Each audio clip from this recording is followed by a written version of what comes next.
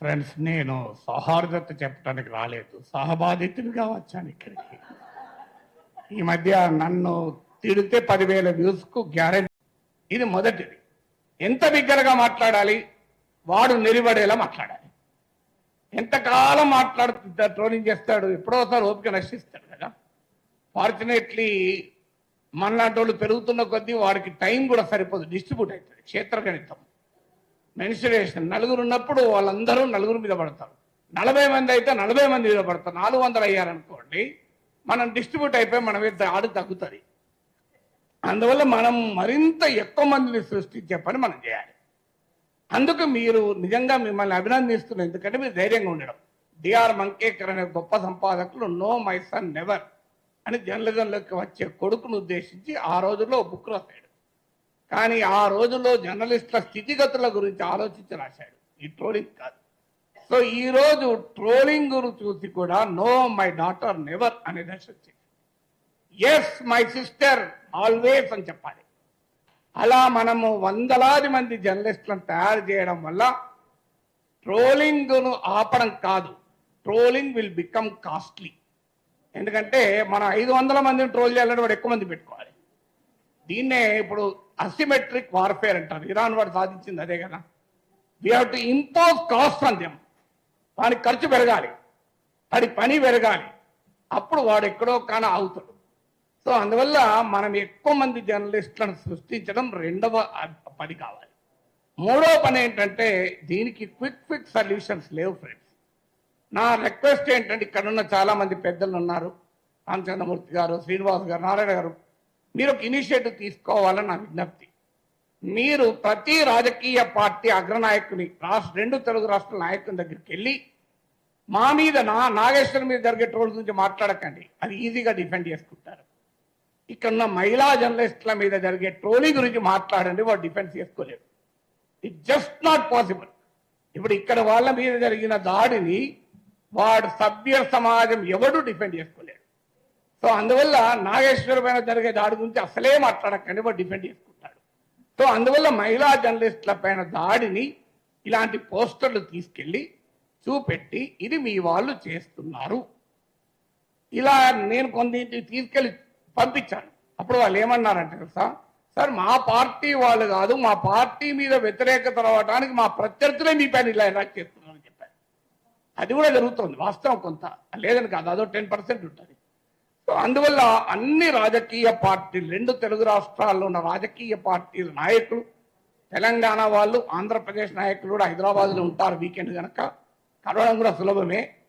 అందరినీ కలిసి ఇంకో ఉమెన్ జర్నలిస్టుల పైన ఇలా ట్రోల్ చేస్తున్నారు, ఇది శాంపుల్ మాత్రమే, మీరేమంటారు అని అడగాలి. ఇది మొదటిగా మనము చేయాల్సిన మొదటి పని. ఇది అన్ని పార్టీలు తరతమ తేడా లేకుండా అన్ని రాజకీయ పార్టీలను కలవాలి. ఆ తర్వాత ఏం చేయాలి, 4వ సొల్యూషన్, ఇలాంటి ఒక రౌండ్ టేబుల్ పెట్టి అన్ని పార్టీల నాయకులను పిలిచి వాళ్ళ ముందర చర్చ పెట్టాలి. సో వాళ్ళు ఎంత లోపల ఈ పని చేయించినా బయట వచ్చి సమర్థించుకోరు, ఇంపాసిబుల్. ఇంకా మన సమాజం అంతా అనాగరికంగా కాలే, ఇంకో 10 ఏళ్ళు పడుతుంది. ఇలాంటి వ్యవస్థ ఇట్లే కొనసాగుతూ 10 ఏళ్ల తర్వాత బహిరంగ కూడా సమర్థించుకుంటారు. మీరు కనుక రాజకీయ పార్టీల ప్రతినిధులను పిలిచి కూర్చుండబెట్టి ఇందులో ఇప్పుడు కొంతమంది కేస్ స్టడీ చెప్పారు, అస్మా, విప్లవశ్రీ, వీళ్ళ కేస్ స్టడీస్ ముందు పెట్టాలి. మీరు ఏమంటారు చెప్పండి. So what will you do, మీరు ఆన్సర్ చెప్పండి అని చెప్పి ఆ రాజకీయ పార్టీలను పబ్లిక్గా నిలదీయాలి. ఎందుకంటే ఇది ట్రోలింగ్ అనేది అనేక లేయర్స్లో జరుగుతుంది. ఒక అతిపెద్ద లేయర్ పొలిటికల్ పార్టీల ట్రోల్ ఫ్యాక్టరీనే, దాన్ని మనం ఈజీగా ఎదుర్కోవచ్చు. వాళ్ళకి పోయే కాలం దాపురించింది కనుకనే మహిళలతో పెట్టుకున్నారు. పురుషులతో పెట్టుకుంటే వాడు ఎక్కువ విజయం సస్టైన్ చేయగలడు, మహిళలతో పెట్టుకుంటే సస్టైన్ చేయలేడు. ఎందుకంటే ఇప్పటికీ మన సమాజంలో ఎక్కడో ఒక చోట మహిళను అనాలి అంటే, ఉమెన్ అనాలంటే మొహమాటం అడ్డం వస్తుంది. బహిరంగంగా అనాలి, అనానిమస్గా ఉన్నప్పుడు ఏమన్నా మాట్లాడతారు, వాడు ప్యాట్రియార్కీ అంతా అప్పుడే బయటపడుతుంది. కానీ పబ్లిక్గా ఉన్నప్పుడు బయటపడాలంటే కష్టపడతాయి. ప్రైవేట్గా ఉన్నప్పుడు వాడి ప్యాట్రియార్కీ బయటపడుతుంది, వాడి కులపిచ్చి బయటపడుతుంది, అన్ని బయటపడుతుంది. కానీ పబ్లిక్గా ఉన్నప్పుడు అవన్నీ దాచుకొని నటిస్తాడు కనుక ఆ నట సార్వభౌములుగా అవతారం ఎత్తిన సమయంలో వాళ్ళని నిలదీయాలి. మీరు ఏం చెప్తారు చెప్పండి, ఇలా ట్రోల్ చేస్తున్నారు. అది నెక్స్ట్ తర్వాత లీగల్ బ్యాటిల్ నాకు పెద్దగా నమ్మకం లేదు. ఎందుకంటే నేను 2023లో కేసు పెట్టాను, ఇప్పటికీ కేసు ఏమీ కాలే, నా సమయం వృధా అవుతుంది. అందువల్ల ఆ కేసుల వల్ల ఏమీ ప్రయోజనం లేదు. నేను పోతే ఏమన్నారు తెలుసా, ముఖ్యమంత్రి పైన ట్రోలింగ్ ఉన్నది సార్, మిమ్మల్ని ఏం చెప్తున్నాను. సో అందువల్ల ఐ హ్యావ్ నో బిలీఫ్, చెయ్యొద్దని అంటలేను, కానీ ఐ హ్యావ్ నో బిలీఫ్. ఇంకొకటి చెప్తాను, ఈ మధ్య నా గురించి 2 టీవీ ఛానల్ పెద్ద డిబేట్లు పెట్టి, సో ఆన్లైన్లో సోషల్ మీడియాలో ఎంత బూతులు తిరుగుతారో టీవీలో కూడా బూతులు తిట్టారు. ఇంకా దారుణం, 2 టీవీ ఛానళ్ళు, ఒక టీవీ ఛానల్లో యాంకర్ ఆపాడు, ఇంకో టీవీ ఛానల్ యాంకర్ ప్రోత్సహించాడు. ఆ టీవీ ఛానల్ యజమానికి నేను ఫోన్ చేశాను, ఎందుకంటే ఈ మధ్య నా మీద 20 నిమిషాలు మాట్లాడాడు. 20 నిమిషాలు ఆయన పాపులర్ కామెంటరీలో నా గురించే మాట్లాడాడు, దేశంలో ఏ సమస్య లేనట్టు. నేను ఫోన్ చేసి అడిగాను, నువ్వు అద్భుతంగా విశ్లేషణ చేశావు, కానీ ఒక్క మాట అయినా ఇంత నీచంగా నాగేశ్వరరావు తప్పని అనే ధైర్యం ఎందుకు చేయలేకపోయావు అన్నా. పోనీ నీవు కేసులు పెట్టినందుకు రైట్ అని చెప్పుకునే ధైర్యం ఎందుకు చేయలేకపోయావు చెప్పండి అన్నా. తప్ప నువ్వు అన్న ధైర్యం చేయాలి, పోనీ రైట్ అన్న ధైర్యం చేయాలి, నాకు అభ్యంతరం లేదు. అంటే ఆ కేసులతో ఏమవుతుంది, నా మీద కూడా ట్రోలింగ్ జరుగుతుంది అంటాడు. సో అందువల్ల దయచేసి ఇక్కడున్న జర్నలిజం పెద్దలకు నా విజ్ఞప్తి ఏంటంటే, ఇది ఆన్లైన్ మీడియా కాదు, మెయిన్ స్ట్రీమ్ మీడియాలో కూడా అతి నీచంగా నా పైన 1 hour డిబేట్ పెట్టి చర్చించారు. So can you imagine, main stream డిబేట్లో నీచంగా వ్యక్తిగతంగా మాట్లాడారు, కానీ దాన్ని ప్రోత్సహించినారు ఆ టీవీ ఛానల్స్. సో ఈ ధోరణి నాతో మొదలైంది. మీరు చూడండి, భవిష్యత్తులో ఈ టీవీ ఛానళ్ళు కూడా ఆ ట్రోల్ ఆర్మీల ఎక్స్టెన్షన్లే. మనందరికీ తెలుసు, ఈ ట్రోల్ ఆర్మీలను ఏ రాజకీయ పార్టీలు పోషిస్తున్నాయో ఆ టీవీ ఛానళ్లను కూడా అవే రాజకీయ పార్టీలు పోషిస్తుంది, ఇందులో అనుమానం లేదు. అందువల్ల వాళ్ళు కూడా అదే పని చేస్తున్నారు. అందువల్ల వారి యాజమాన్యాలపైన కూడా ఒత్తిడి తేవాలి. మీరు డిబేట్ పెట్టండి, ఎవరన్నా మేమన్న మాటలు ఖండిస్తూ నువ్వు ఇది ఎంతన్నా డిబేట్ పెట్టండి, కానీ మీకు ఎవరిచ్చారు అధికారం నీచంగా వ్యక్తిగతంగా మాట్లాడటానికి? కనీసం ఆ డీసెన్సీ అన్న టీవీ ఛానల్ పాటించాలి కదా, అట్లీస్ట్ మెయిన్ స్ట్రీమ్ మీడియా అన్న పాటించాలి కదా. పోనీ ఆన్లైన్ అంటే నాని బస్ వాడు ఎవడో తెలియదు, కానీ టీవీ ఛానల్ తెలుసు కదా మనకు. వాళ్ళు నాతో కూడా డిబేట్లు పెట్టిన యాంకర్లే కదా. మళ్ళీ విచిత్రం ఏంటంటే, మరి ఎలా మాట్లాడాలి? వాళ్ళు రాజకీయ పార్టీ అధికార ప్రతినిధులను పిలిపించి ఆ అధికార ప్రతినిధుల చేత నీచంగా తిప్పిస్తున్నారే. ఈ టీవీ ఛానల్ కన్నా సిగ్గుండాలి కదా. సో ఎందుకు ఈ మాట చెప్తున్నా అంటే, మెయిన్ స్ట్రీమ్ మీడియాలో కూడా ఈ ట్రోలింగ్ ఎగబాకుతోంది. ఈ ధోరణి రాబోయే కాలంలో మరింత ప్రమాదకరంగా మారుతుంది.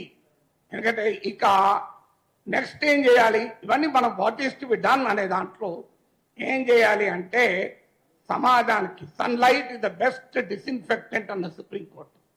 అంటే మనం ఇంకా ఎక్కువ మాట్లాడడం వల్ల మాత్రమే. ఓ తత్వవేత్త అంటాడు, నిలబడితే నీవు నిలబడితే వాడు నిలబడతాడు, నీవు భయపడితే వాడు నిన్ను తరిమి కొడతాడు, నీవే తిరగబడితే వాడే పారిపోతాడు అని. అందువల్ల మనం తిరగబడడమే ఒక పరిష్కారం.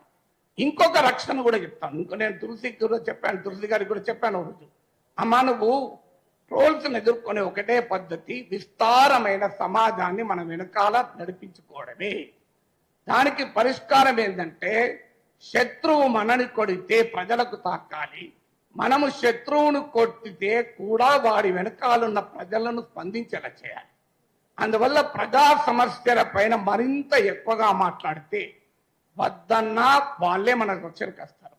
నువ్వు నన్ను ట్రోల్ చేస్తావు, నేను విశాఖ స్టీల్ ప్లాంట్ కార్మికుల తరఫున మాట్లాడినా, వాళ్ళు చూసుకుంటారు. నువ్వు నన్ను ట్రోల్ చేస్తావు, నేను పొగాకు రైతుల పక్షాన మాట్లాడినా, ట్రోల్ చేసి చూసుకో, వాళ్ళు చూసుకుంటారు. నువ్వు ట్రోల్ చేస్తావు, నేను ఆక్వా రైతుల పక్షాన మాట్లాడినా, నీవు ట్రోల్ చేస్తావు, నేను తెలంగాణ పోలీసులకు ఉద్యోగాల కొరకు బాధపడుతున్న నిరుద్యోగుల గురించి మాట్లాడతా, ఏం చేస్తావో చూడండి.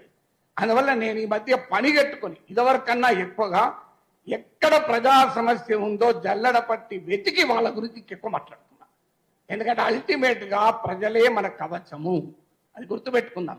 సో అందువల్ల మరింతగా ప్రజా పక్షాన విస్తారమైన జనం సమస్యలు మనం తీసుకొని, జనం భుజాల మీద తుపాకీ పెట్టి మనను, వాడు ట్రోల్స్ భుజాల మీద తుపాకీ పెట్టి మనం కాలుస్తున్నారు కదా, మేము జనం భుజాల మీద తుపాకీ పెట్టి మీ సంగతి చెప్తాం. అప్పుడు ఏమంటారో చూడండి, మీరు మమ్మల్ని కొడతానంటే ఆ ప్రజలే మా రక్షణకు వస్తారు. అది మన అనుభవం అందరిది కూడా. అందువల్ల ఇలా మనం ఆలోచించాల్సింది ఏంటంటే, తత్వవేత్తలు సమాజాన్ని పరిపరి విధాలు నిర్వచించారు. ఈ ట్రోలింగ్ గురించి 100 రకాలుగా చెప్పగలిగే సామర్థ్యం ఉన్నవాళ్ళు, అనుభవం ఉన్నవాళ్ళు ఇక్కడ చాలా మంది ఉన్నారు. Let us find a solution. అందువల్ల కొన్ని సొల్యూషన్, ఎవరి దగ్గర పర్మనెంట్ సొల్యూషన్ లేదు. సుప్రీంకోర్టు మాట అంటది, హేట్ కు పరిష్కారం ఏంటంటే ఫ్రెటర్నిటీ అమాంగ్ సిటిజన్స్ అని సుప్రీంకోర్టు తీర్పులో చెప్పింది. ఇవాళ మీరు పెట్టింది సరిగ్గా అదే పని. Fraternity among fellow journalist will always be a solution. అందువల్ల నా అపీల్ ఏంటంటే, హైదరాబాద్ ప్రెస్ క్లబ్ నా అపీల్, మీరు ఇనిషియేటివ్ తీసుకొని రాజకీయ పార్టీల నాయకుల్ని, ప్రముఖుల్ని పిలిచి, వాళ్ళు ఏదో బచ్చగాళ్ళని పంపిస్తారు, అలా కాకుండా పెద్దవాళ్ళను పిలిపించి ఈ ఉమెన్ జర్నలిస్టులు పడ్డ కష్టాలను వాళ్ళ ముందు పెట్టి మీరు ఏం మాట్లాడతారో చెప్పండి అని నిలదీద్దాం. కనీసం పబ్లిక్ షేమింగ్ చేస్తానన్న రాజకీయ పార్టీలే కాదు, మీరు ఆ సాంస్కృతిక సంఘటనలే కావచ్చు, సామాజిక సంఘాలే కావచ్చు, వారి సైన్యం ఎవరి సైన్యం అయితే దుర్మార్గం చేస్తుందో ఆ సైన్యాధిపతులను పిలిపించి సభ్య సమాజం ముందు ఎక్స్పోజ్ చేద్దాం, ఇంకొన్ని ఆలోచనలు చేద్దాం. ఇది ఇస్ ఓన్లీ ఏ బిగినింగ్.